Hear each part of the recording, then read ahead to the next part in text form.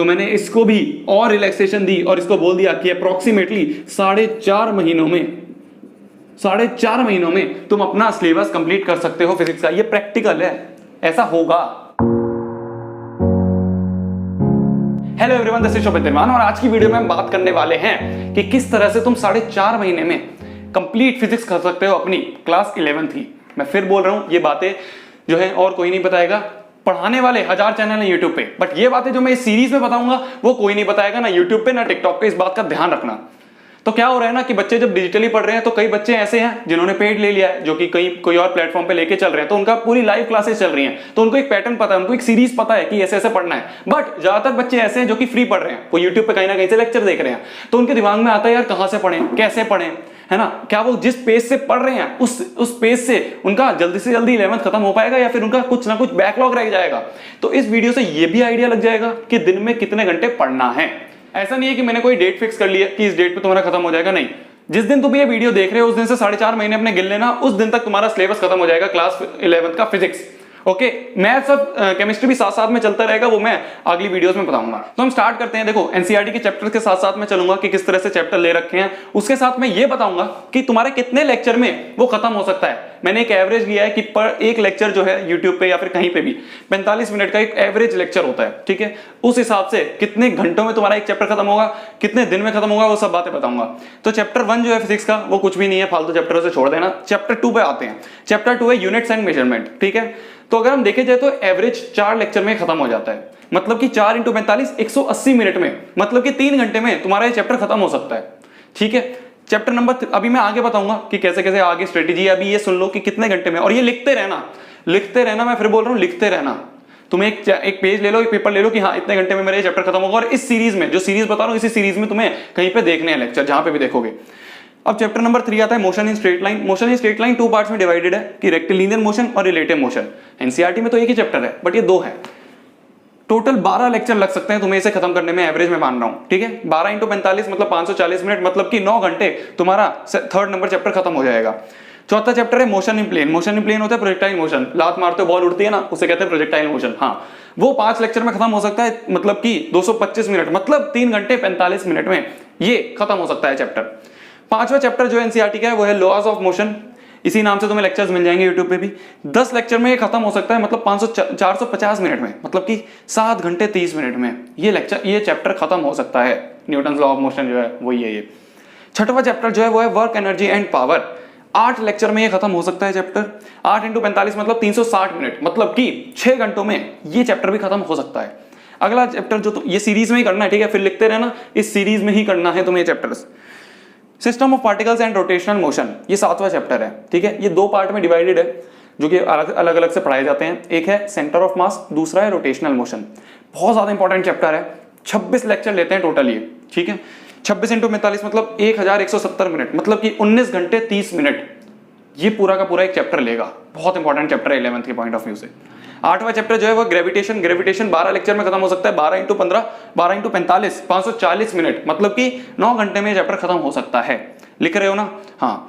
9वां chapter जो है वो है मैकेनिकल प्रॉपर्टीज ऑफ सॉलिड्स, जो कि 6 लेक्चर में खत्म हो सकता है, मतलब कि 4 घंटे 30 मिनट में खत्म हो सकता है। 10वां चैप्टर जो है इस सीरीज में करने हैं मैकेनिकल प्रॉपर्टीज ऑफ फ्लूइड्स।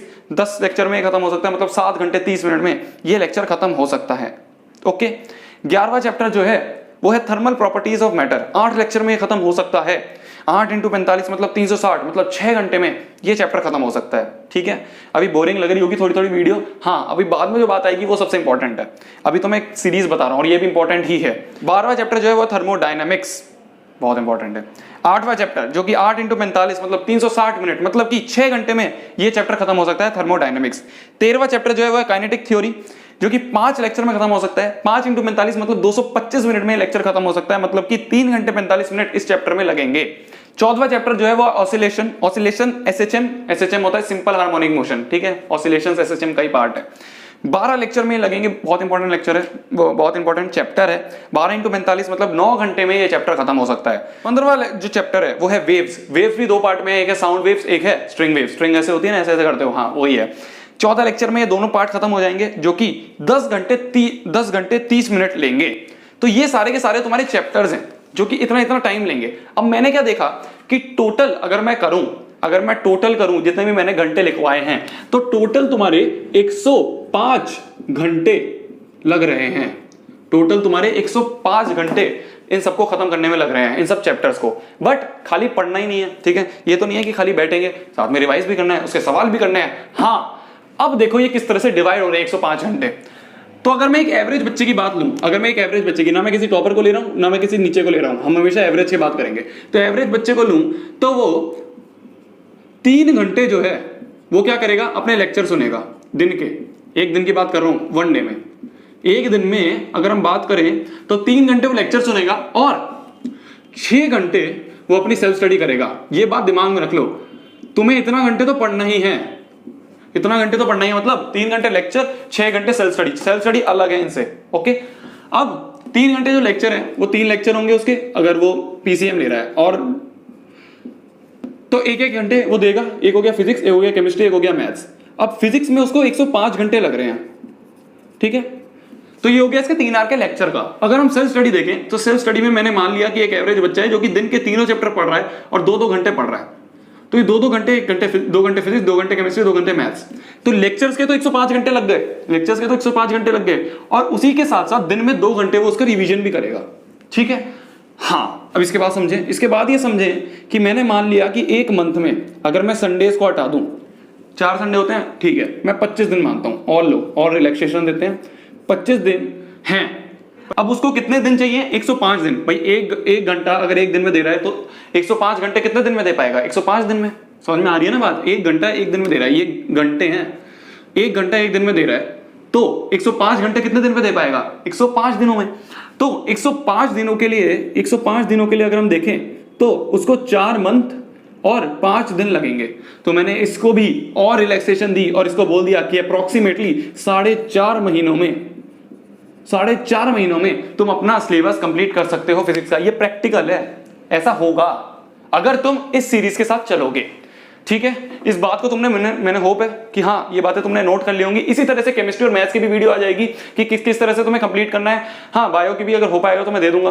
तो ये सारी स्ट्रेटेजीज को फॉलो करना है, फॉलो करना है तो मतलब करना है, ठीक है। पिछली वीडियो में तुमने बहुत ज्यादा अच्छी तरह एंगेजमेंट दिखाई है, मैं बहुत ज्यादा खुश हुआ, बहुत ज्यादा मोटिवेट हो गया। अब आगे बहुत अच्छी वीडियोस आएंगी, मेरे को पता है आगे जो वीडियोस आएंगी केमिस्ट्री और मैथ्स की कम बच्चे देखेंगे, क्योंकि कई बच्चे सोचेंगे कि यार ये बात नहीं हो पाएगी, है ना। कई बच्चे पहले हार मान लेते हैं, बट हार नहीं माननी है, ठीक है। जो देखेगा वो अच्छा रिजल्ट लेके जा पाएगा।